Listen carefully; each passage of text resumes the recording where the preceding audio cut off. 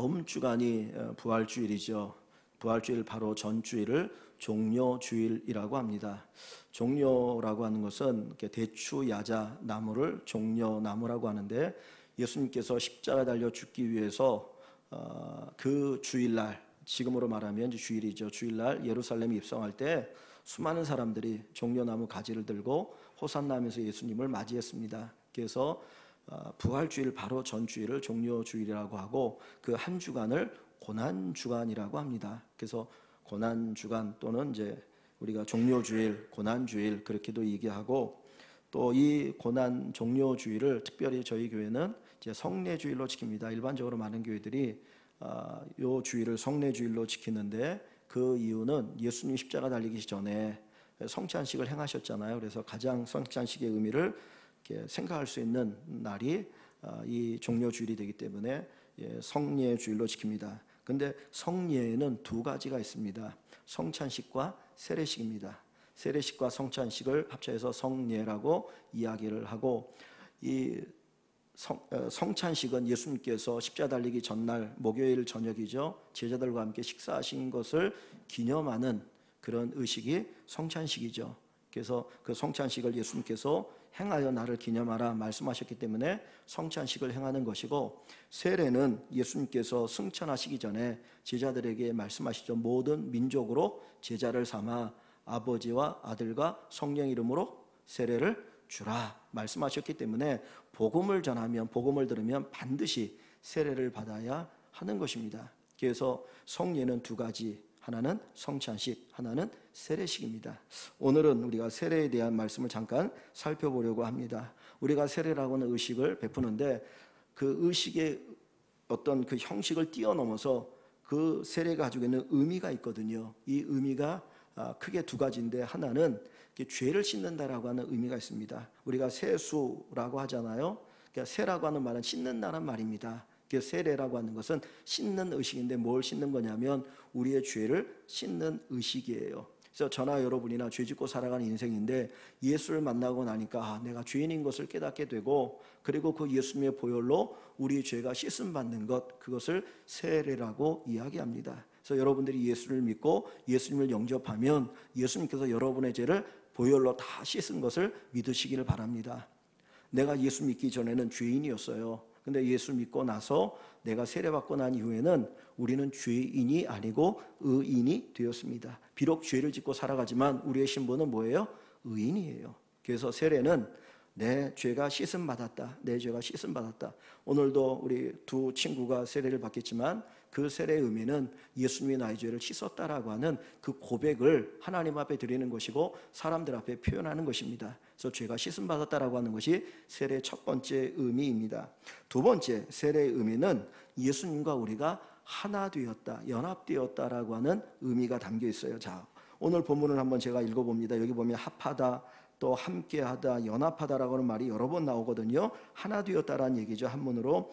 무릇 그리스도 예수와 합하여 세례를 받은 우리는 그의 죽으심과 합하여 세례를 받은 줄을 알지 못하느냐. 그러므로 우리가 그의 죽으심과 합하여 세례를 받음으로 그와 함께 장사되었나니, 이는 아버지의 영광으로 말미암아 그리스도를 죽은 자 가운데서 살리심과 같이 우리로 또한 새 생명 가운데서 행하게 하려 함이라. 만일 우리가 그의 죽으심과 같은 모양으로 연합한 자가 되었으면 또한 그의 부활과 같은 모양으로 연합한 자도 되리라. 여기 합하다, 함께, 연합이라고 하는 것, 한마디로 얘기하면 하나가 되는 거예요. 예수님과 우리가 하나가 되어지는 사건이 세례입니다.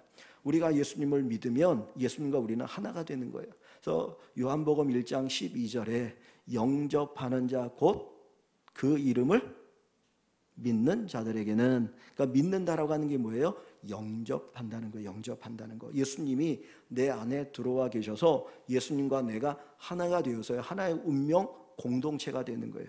예수님과 내가 따로 떨어져서 예수님 나는 나의 인생이 아니고 예수님과 내가 운명 공동체가 되어서 함께 하는 것, 함께 사는 것, 그것이 바로 세례의 의미입니다. 이 연합이라고 하는 것을 하나님께서 우리에게 가르쳐 주시기 위해서, 우리가 잘 모르니까 뭘로 가르쳐 주냐면 결혼이라고 하는 것으로 가르쳐 주셔요. 결혼이라고 하는 게 남자와 여자입니다. 남자와 여자가 만나서 결혼 예식을 행하고 그리고 결혼해서 하나가 되는 거죠. 전에는 남남이었어요. 전에는 알지 못하는 사람들이었어요. 성격도 다르고 다 다릅니다. 그런데 사랑하니까 사랑으로 인해서 함께 만나 하나가 되어 살아가죠. 그래서 결혼할 때 서약할 때 뭐라 말합니까? 이 검은 머리가 흰머리 파뿌리가 되어지도록 죽음이 우리를 갈라놓을 때까지 우리가 하나 되어서 살겠습니다라고 하는 고백을 하잖아요. 약속을 하는데 그것이 그 결혼이 뭐를 보여주냐면 예수님과 우리의 관계를 보여주는 거예요. 하나님께서 예수님과 우리의 관계를 보여주고 싶은데 이 세상에 보여줄 만한 것이 가장 적절한 게 뭐냐면 결혼이었어요. 그런데 아담과 하와가 결혼할 때는 죄가 들어오지 않았기 때문에 그때는 괜찮았는데 죄가 들어오고 나니까 이 다음에는 이게 왜곡이 되어서 부부 가운데 갈등과 다툼이 있고 하나가 되지 않은 모습이 있는 것처럼 보이죠. 그런데 분명한 것은 그 결혼의 그 의미, 그것을 통해서 예수님과 우리의 관계를 깊이 되새길 수 있는 은혜가 있길 원합니다. 그래서 창세기 2장 24절에 보면 남자가 그의 아내와 합하여 둘이 한 몸을 이룰지니라.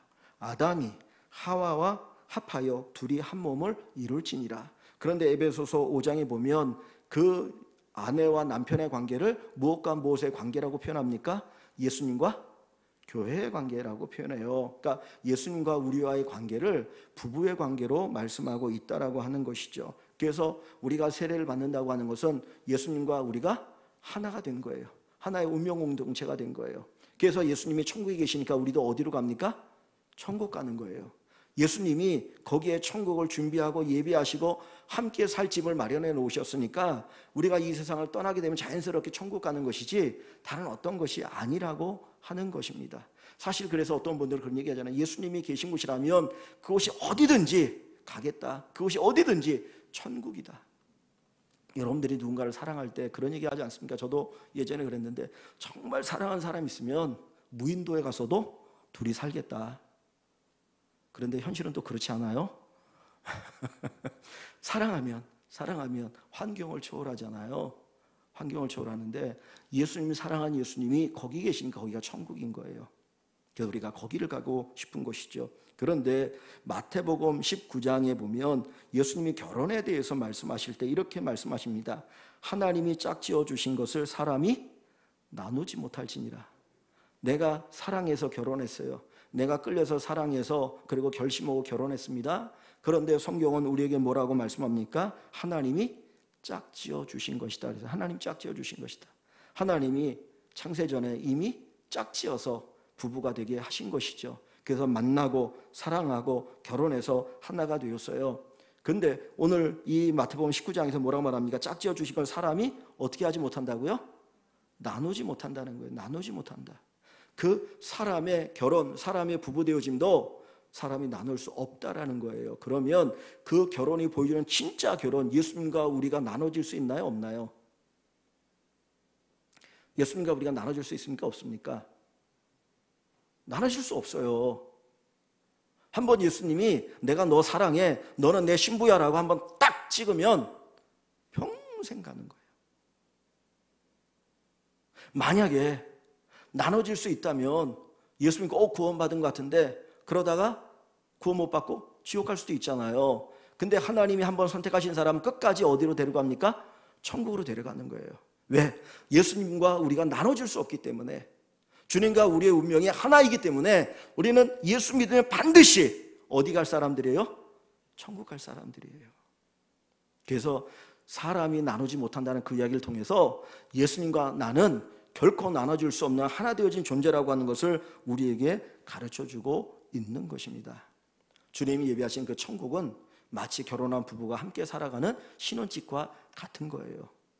이제 주님께서 우리와 함께 살고 싶으시니까 천국을 준비해 놓으시고, 그래서 요한복음 14장에 내가 너희를 위하여 거처를 예비하면 와서 너희를 데리고 다시 갈 것이다 라고 말씀하시잖아요. 그래서 주님께서 마련해 놓으신 그 신혼집과 같은 그곳 천국에서 우리가 주님과 함께 영원히 사는 것, 그것을 가리켜 구원이라고 이야기합니다. 우리가 예수를 믿는 것은 바로 그 구원의 은혜를 누리기 위해서 예수를 믿고 살아가는 것입니다. 그래서 우리가 세례를 받는다라고 하는 것은 주님과 우리가 결코 나눠질 수 없는 하나의 운명이에요. 하나의 운명. 그래서 보통 사람들이 우리에게 물어보지 않습니까? 당신 구원의 확신이 있습니까? 죽어도 천국 갈 수 있습니까? 라고 물어보잖아요. 그럼 여러분 어떻게 하십니까? 잘 모르겠어요. 잘 모르겠어요. 그러면 안 되는 거예요. 진짜 내가 예수를 믿으면 제 구원의 확신이 있습니다. 저 죽으면 천국 갑니다. 라고 얘기해야 되는 거예요. 왜? 나 때문이 아니고 누구 때문에? 예수님 때문에. 예수님 때문에. 나는 부족하지만 그 예수님이 나의 신랑이기 때문에 그 예수님이 준비한 그 천국에 나는 들어갑니다. 나 구원받았습니다라고 이 고백을 하게 되는 것입니다. 자, 그러면 이 말씀을 기초로 해서 한 가지 질문을 제가 한번 하겠습니다. 여러분, 이 질문을 듣고 한번 대답해 보세요. 제가 예수를 믿고 세례를 받았어요. 내가 예수를 믿고 세례를 받았어요. 그렇다면 막 살아도 구원을 받을 수 있을까요? 내가 예수를 믿고 세례를 받았는데 엉망으로 산다면 천국 갈 수 있을까요? 못 갈까요? 예? 못 갈 것 같아요. 또 다른 분들 다 우리 권사님 말씀에 동의하십니까? 예? 내가 예수를 믿고 세례를 받았어요. 근데 엉망으로 살아. 막 예수 믿는 사람이 저것도 예수 믿어. 막 그러면 천국 갈 수 있습니까? 못 갑니까? 못 가나요? 가나요?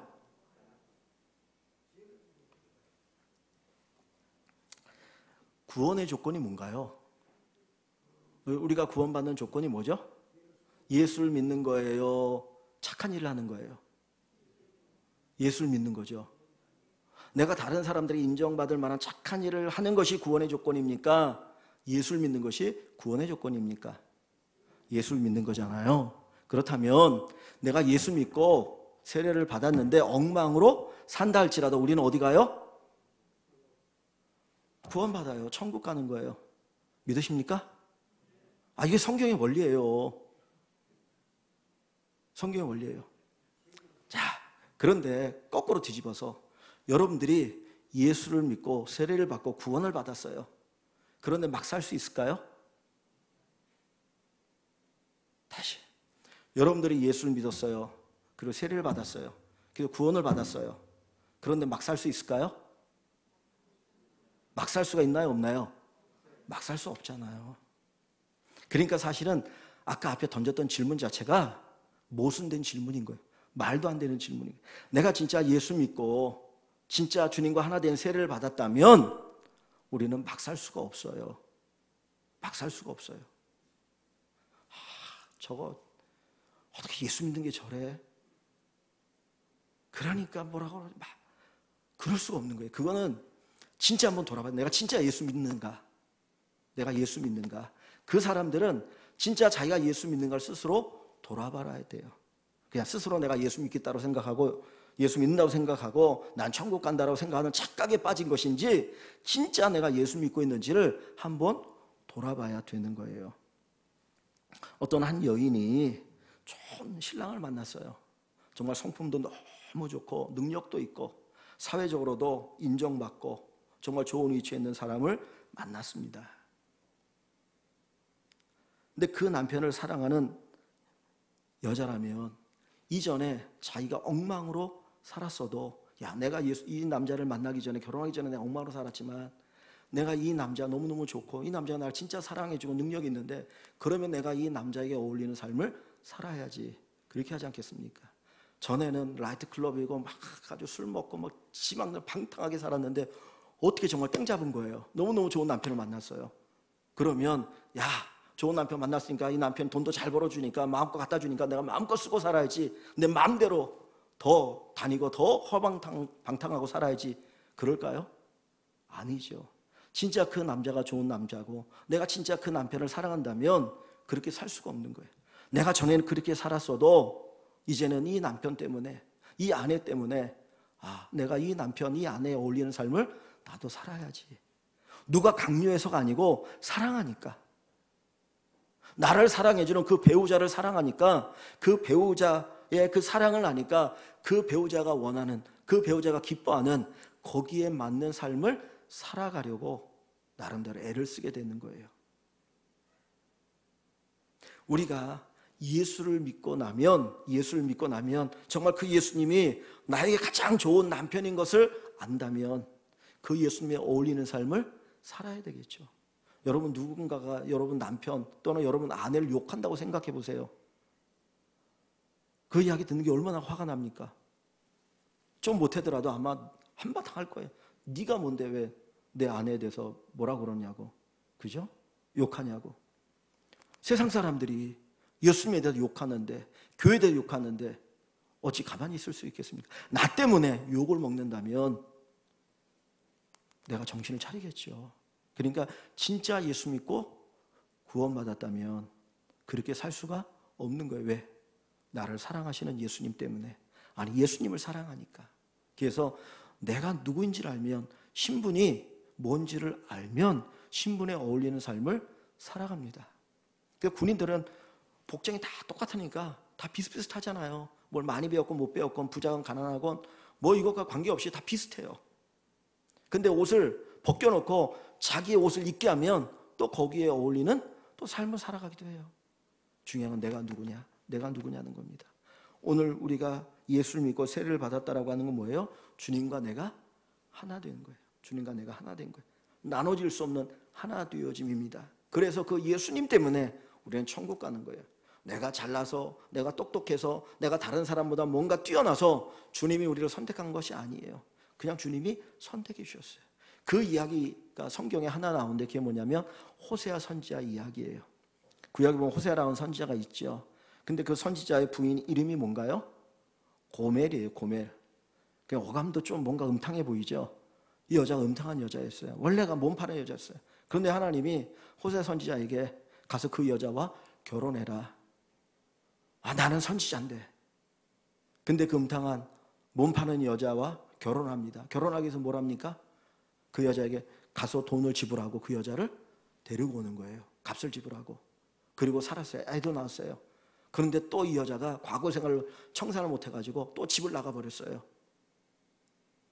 그러면 우리 같으면 어떻습니까? 근본이 안 됐어. 아휴, 내가 하나님의 말씀 믿고 결혼한 것 자체가 문제였어. 그리고 딱 포기할 텐데 주님은 가서 또 그 여자를 데리고 오라는 거예요. 다시 데리고. 누구 얘기를 하냐면 우리 얘기를 하는 거예요. 우리 얘기. 호세아는 하나님을 보여주는 것, 예수를 보여주는 것이고 고멜은 우리를 보여주는 거예요. 우리가 괜찮아서 하나님이 우리를 신부로 택하신 게 아니에요.